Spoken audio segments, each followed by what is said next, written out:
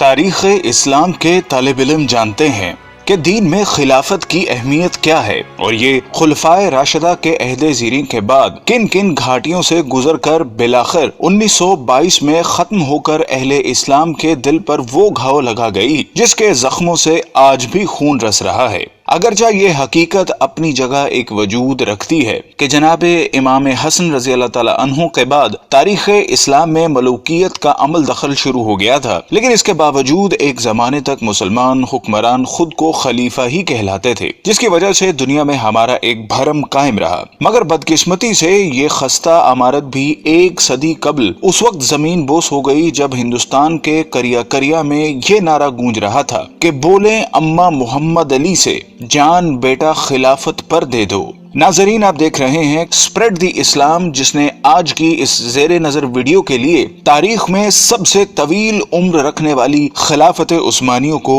اپنا موضوع سخن بنایا ہے، جس میں اس عہد کے سرسری جائزے کے ساتھ ساتھ اس معاہدے کا بھی خاص طور پر تذکرہ کیا جائے گا جو کہ اس کے خاتمے کے وقت اتحادی قوتوں اور اس کے شکست خوردہ حکمران کے درمیان طے ہوا تھا، جس کی عمر 100 سال مقرر کی گئی تھی، اور ہم جانتے ہیں کہ یہ مدت آئندہ سالوں میں ختم ہو جانے والی ہے، جس کے بعد نہ صرف عالم اسلام بلکہ پوری دنیا میں ایک بہت بڑی تبدیلی کے مواقع موجود ہیں۔ لیکن اصل موضوع کی جانب بڑھنے سے قبل ہمارے اس قافلہ تحقیق و جستجو میں نئے شامل ہونے والے ساتھیوں سے درخواست ہے کہ وہ پہلے چینل کو سبسکرائب کر کے ساتھ موجود گھنٹی کی علامت کو بھی دبا دیں تاکہ اسی نوع کی ہماری دیگر ویڈیوز بھی ایک خودکار نظام کے ذریعے آپ تک پہنچتی رہیں۔ معزز ناظرین، بنو امیہ کی حکومت کے خاتمے کے بعد 132 ہجری میں خلافت بنو عباس کا قیام عمل میں آیا، جو کہ قریب 5 صدیوں تک قائم رہی، اور اس زمانے میں بغداد نہ صرف علم و حکمت کا گھر تصور ہوتا تھا بلکہ اس کا شمار دنیا کی طاقتور ترین حکومتوں میں بھی ہوتا تھا، جس کو ہارون الرشید اور مامون الرشید جیسے خلفاء نے قوت و حشمت کی بلندیوں تک پہنچا دیا تھا۔ لیکن فطرت کے اس اصول یعنی ہر کمال زوال کے تناظر میں جب 8ویں خلیفہ معتصم باللہ کے بعد عباسیوں نے محض ہوس اقتدار کو اپنا مطمع نظر بنا لیا تو ہلاکو خاں کے ہاتھوں اس کا بھی خاتمہ ہو گیا، اور یہ تاریخ اسلام کا وہ خونی باب ہے جس کو رقم کرنے کے لیے شیر کا کلیجہ درکار ہے۔ لیکن چونکہ آج کا ہمارا موضوع خلافت عثمانیہ ہے جس نے اسی راک سے جنم لیا، سو ہم اسی تک محدود رہتے ہوئے ابھی اس سے صرف نظر کریں گے۔ ناظرین محترم، عین ان لمحات میں جب بلا لحاظ عمر و جنس مسلمانوں کا خون بغداد کی گلیوں کو سیراب کر رہا تھا اور تاتاریوں نے صرف مسلمانوں پر زندگی حرام کر دی تھی کہ ایک دیندار گھرانے میں ایک بچے نے آنکھ کھولی اور اس کے والدین نے نومولود کا نام عثمان رکھا، جس سے ان نامہربان موسموں میں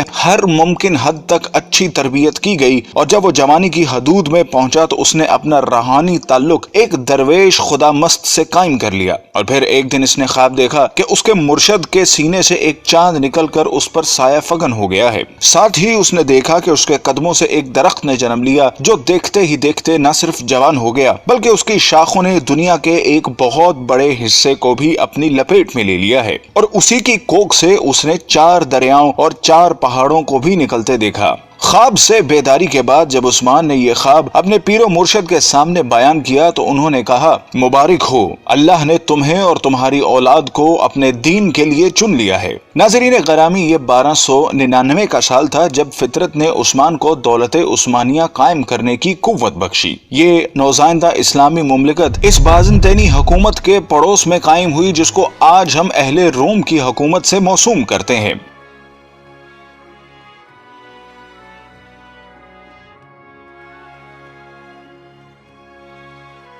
قابل قدر ناظرین، عثمان، جس کو ترک آج بھی غازی عثمان کے نام سے یاد کرتے ہیں، کا عہد حکومت ایک مثال کے طور پر پیش کیا جاتا ہے جس میں عدل و انصاف کی حکمرانی تھی۔ غازی عثمان نے اپنی زندگی میں ایک ایسی سلطنت کی بنیاد رکھی جو کہ آنے والی کئی صدیوں تک قائم رہی۔ یہ عظیم حکمران جب 1226 میں اس دنیا سے رخصت ہوا تو اس نے موت سے قبل اپنے بیٹے اور خان کو جو نصیحت کی وہ آج بھی کتب تاریخ میں ایک بہترین ضابطے کی صورت میں موجود ہے۔ اس نے کہا کہ جہاد فی سبیل اللہ کو قائم رکھتے ہوئے ہمیشہ دین اسلام کا پرچم سر بلند رکھنا اور ہمیشہ عدل و انصاف پر قائم رہنا۔ اس نے کہا کہ میری نسل سے جو شخص بھی اسلام سے بے وفائی کا مرتکب ہوگا تو وہ روز حشر رسول اللہ صلی اللہ علیہ وسلم کی شفاعت سے محروم رہے گا۔ اور پھر اس کے بعد 627 سال تک دولت عثمانیہ پر اسلامی خلافت قائم رہی، جس دوران کئی ایک نامور حکمران آئے جنہوں نے اس کی آبیاری کرتے ہوئے اسے دنیا کی ایک عظیم سلطنت میں بدل دیا۔ اور پھر آنے والے وقت نے ثابت کیا کہ عثمان کے خواب میں آنے والے دریاؤں میں دجلہ، فرات، نیل اور دریائے دینوب شامل تھے،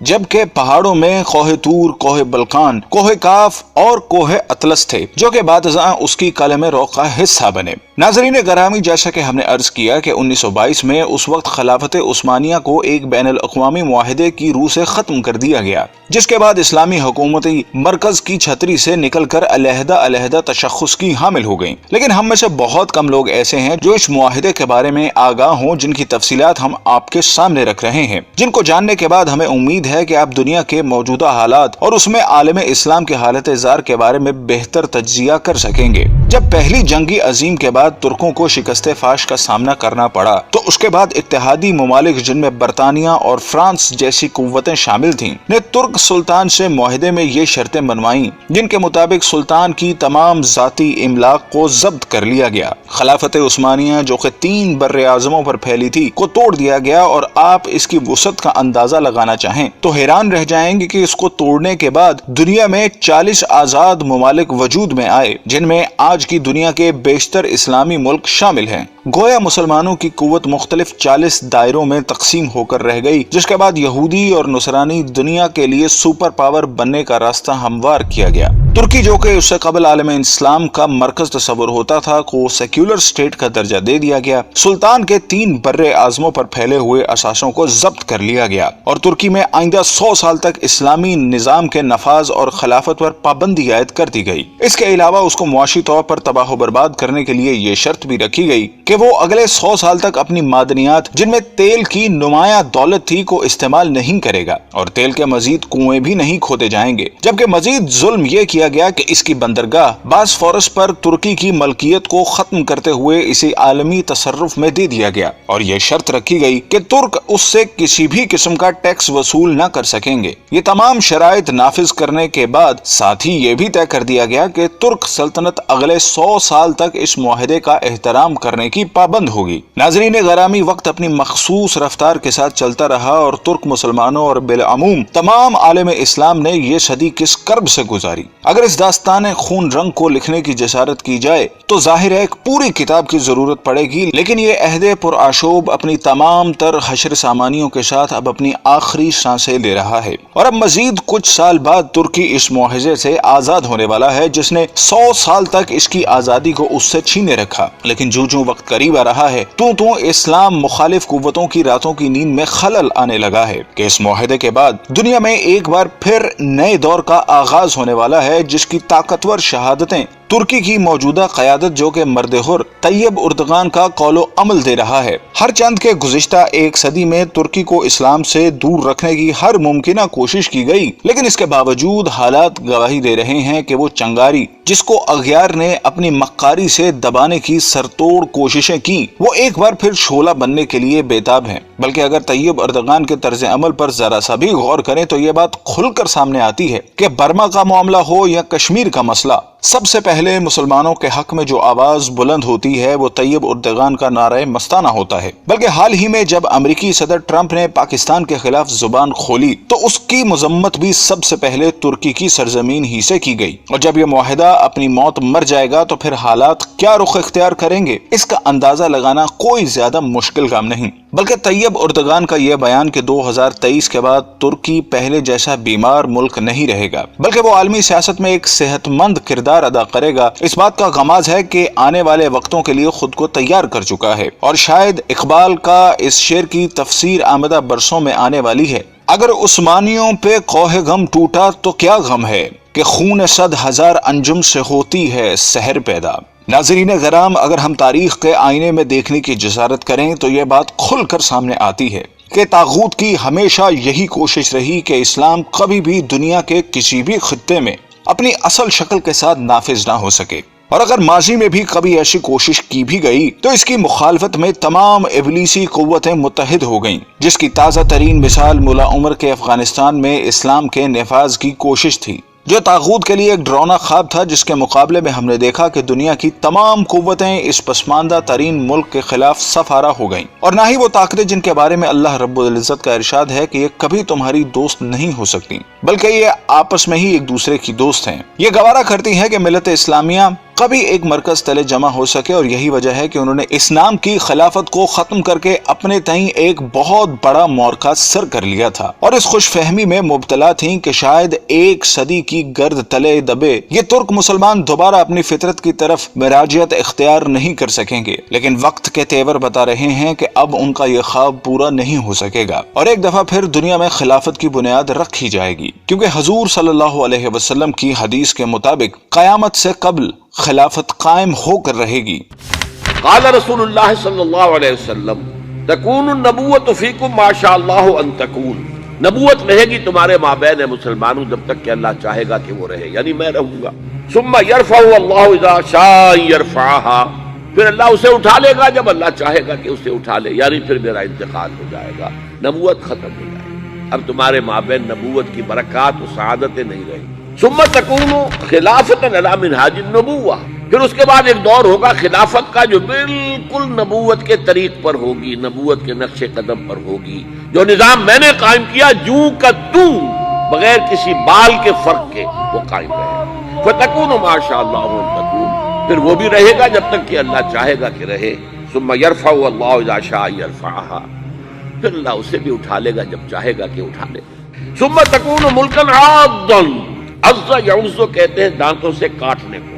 پھر اس کے بعد ایک دور آئے گا جو کاٹ کھانے والی ملوکیت کا دور ہوگا۔ یہ جیسا کہ میں عرض کر چکا ہوں، یہ ملوکیت جو مسلمانوں کی تھی، اور ان میں جو مظالم ہوئے ہیں، اچھے لوگ بھی آئے ہیں، یقیناً آئے ہیں، آخر 12 خلفاء کی تعداد انہی میں سے پوری ہوگی۔ ثم تکون ملکا عاضا، پھر کاٹ کھانے والی ملوکیت آئے گی۔ فتکون ما شاء اللہ ان تکون، تو وہ بھی رہے گی جب تک اللہ چاہے گا۔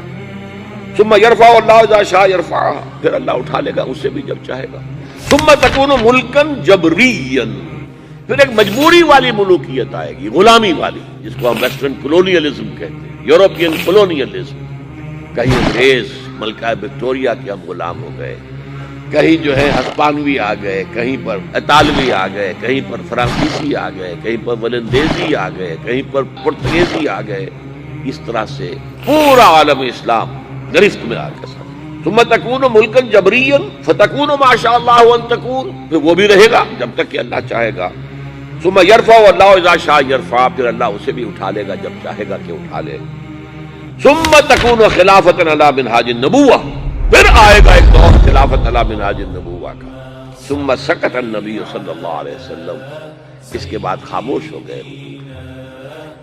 تاریخ انسانی کا یہ آخری دور ہوگا۔ مسند احمد میں موجود حدیث کے مطابق حضور صلی اللہ علیہ وسلم نے 5 ادوار کا ذکر فرمایا ہے۔ آپ صلی اللہ علیہ وسلم نے فرمایا کہ تمہارے اندر نبوت کا دور رہے گا جب تک اللہ چاہے، پھر اللہ اسے اٹھا لے گا جب اٹھانا چاہے گا، یعنی جب تک حضور صلی اللہ علیہ وسلم رہے وہ دور رہا۔ اس کے بعد حضور صلی اللہ علیہ وسلم نے دوسرے دور کا ذکر فرمایا، پھر خلافت منہاج النبوہ قائم ہوگی، پس یہ دوسرا دور بھی جاری رہے گا جب تک اللہ چاہے گا، پھر جب اللہ چاہے گا اسے بھی اٹھا لے گا۔ اس کے بعد حضور نے تیسرے دور کا ذکر فرمایا کہ اس کے بعد کاٹ کھانے والی حکومت کا دور آئے گا۔ حکومت کا یہ دور بنو امیہ اور بنو عباس کی ملوکیت کا دور تھا۔ آپ نے ارشاد فرمایا یہ دور بھی رہے گا جب تک اللہ چاہے گا، پھر اسے بھی ختم فرما دے گا۔ پھر حضور صلی اللہ علیہ وسلم نے چوتھے دور کا ذکر فرمایا، پھر جابرانہ بادشاہت کا ایک دور آئے گا۔ جابرانہ بادشاہت سے مراد غیروں کی غلامی کا زمانہ ہے۔ پھر حضور نے 5ویں دور کا ذکر فرمایا کہ پھر خلافت منہاج النبوت قائم ہوگی۔ यानी फिर पहले ही की तरह खिलाफत का दौर आएगा जो नबूवत के नक्शे पर ही कायम होगा। हमारा ईमान है कि वो दौर लाजमन आएगा जिसकी खबर हुजूर ने दे दी है कि आप सल्लल्लाहु अलैहि वसल्लम सच्चे हैं और आपकी खबर कभी गलत नहीं हो सकती। नाज़रीन गिराम, खिलाफत उस्मानिया की सरजमीन पर तैयब अर्दगान जैसी शख्सियत की मौजूदगी इस बात की दलालत कर रही है कि शायद आने वाला वक्त एक दफा फिर इस उम्मत को एक झंडे तले जमा करने के लिए अपनी चाल चल चुका है। हमारी दुआ है कि खुदा वो वक्त जल्दी लाए कि उम्मत के इन जरखेज और मुकद्दर दिमागों के अंदर वो एहसास ज़िया जन्म ले सके जो कि इत्तेहाद उम्मत के रास्तों का नकीब बन सके। आमीन।